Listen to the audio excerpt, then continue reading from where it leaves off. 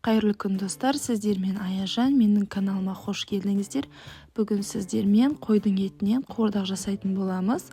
Рецепті соңына дейін қарап, маңызды жерлерін жіберіп алмаңыздар. Алдымен таза етімізді бөліктерге бөліп аламыз.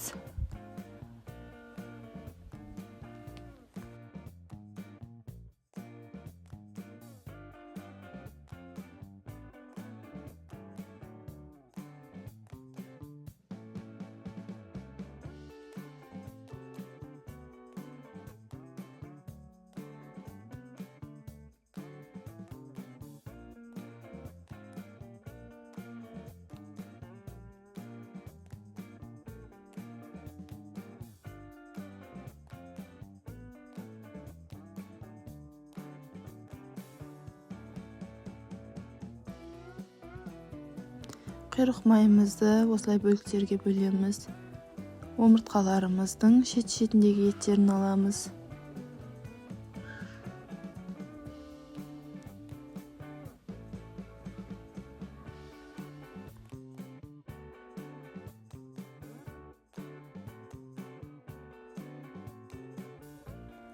Қабырғаларымызды бөліп, барлығын дайындайтын боламыз. Қазанымыздың астын жағып, қажетті мөлшерде май құямыз.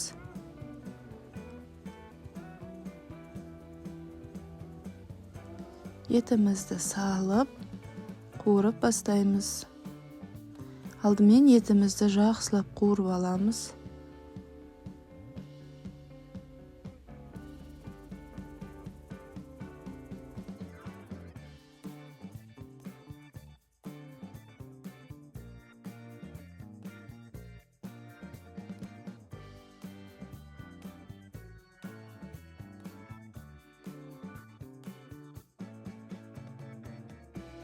Дәміне қарай тұзымызды салып, ет қуырып жатқан кезінде тұз салып, қуырып бастаймыз.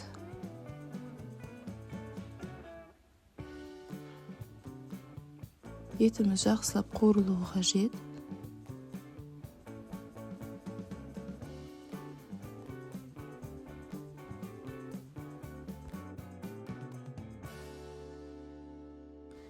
Пиязымызды тураймыз. Алдын ала ашылған, жуылған таза пиязымызды етіміздің үстінен салып, қуыратын боламыз.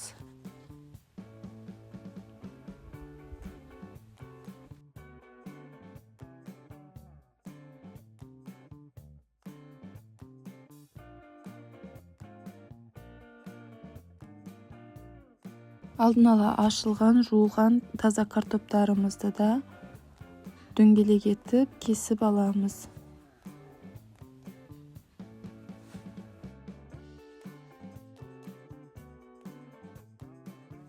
Етіміз 40-45 минуттай қуырылды. Енді картопымызды салып, картопымызды да бірге қуыратын боламыз.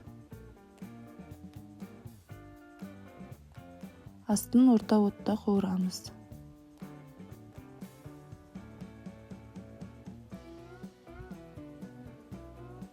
Мінеки тағы бір 35 минуттан кейін қуырдағымыз пісті. Өзінің суында тарелкеге салып ұсынамыз.